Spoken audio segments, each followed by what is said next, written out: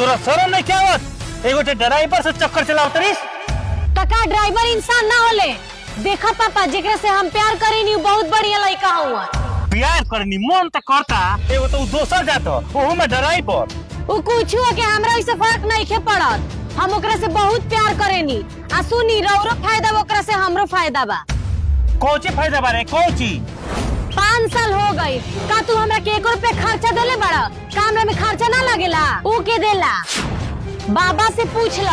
खेती के जितना काम 5 साल से होला का बाबा 1 रुपया ट्रैक्टर के देले बड़ा? हम मानत नहीं जब पैसा हम ना कमानी ना देनी तते का अपन इज्जत देके सोधइबे। एमे सभाए की का बात बा?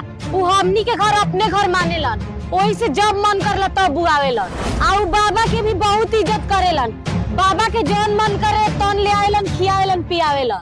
सब के सब उहे बारसन। सब के मोती हेरा गेल बा। रुक यही लगल में शादी तो करा दे तनी ना रही बांस ना बाजी बांसुरी।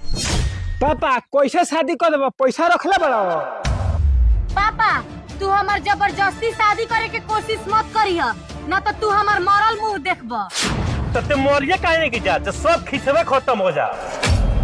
तू ई का कहत तार बेटा? बाबूजी ये सब के जड़ तू ही बाड़ो। आ एकनी के बिगाड़े में तोरे हाथ बा। ई तो ई बिया छोटियो एकरे रास्ता पर चल देले बिया।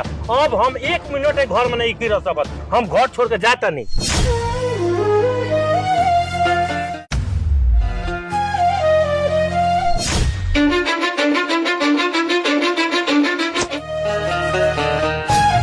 ए बेटा तू घर छोड़ के मत जा। हो पापा तू घर छोड़ के मत जा।